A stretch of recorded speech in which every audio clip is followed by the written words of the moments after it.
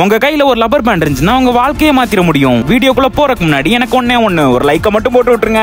Number 10, paint நம்ம பிரஷ்ல எடுக்கும்போது சில நேரம் பிரஷ்ல இருக்க பெயிண்ட் கீழே சிந்திரும். பெயிண்ட் டப்பா மேல இது மாதிரி லப்பரை போட்டீங்கன்னா சிந்தவே சிந்தாது. ஓ அப்படியே விஷயம். நம்பர் 9, உங்க வீட்ல எரேசர் இல்லனா இது மாதிரி லப்பர் பேண்டை எரேசரா மாத்திக்கலாம். என்ன ஒரு புத்திசாலித்தனம். நம்பர் 8, உங்க பேண்ட் பெருசா இருந்துச்சுன்னா இது மாதிரி லப்பர் பேண்டை போட்டு மடிச்சு விட்டுக்கலாம். பயப்பிடிச்சிட்டான். எல்லாம் டெக்னாலஜி. நம்பர் 7, உங்க பேண்ட் இடுப்புல நிக்கலனா இது மாதிரி லப்பர் பேண்டை எடுத்து மாட்டினீங்கன்னா உங்களுக்கு பெல்ட்டே தேவைப்படாது. நம்பர் 6, போட்டோ பிரேம்ல போட்டோ நகர்ந்துகிட்டே இருந்துச்சுன்னா போட்டோக்கு பின்னாடி 2 லப்பர் பேண்டை வச்சாலே போதும், நகரவே நகராது.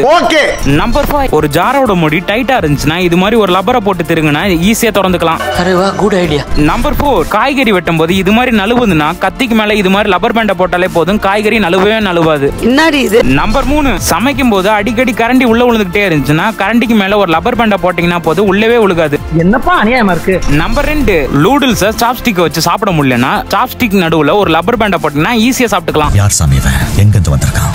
நம்பர் 1, உங்களுக்கு சிம்பிளான ஹேர் ஸ்டைல் வேணும்னா லப்பர் பேண்டை யூஸ் பண்ணுங்க.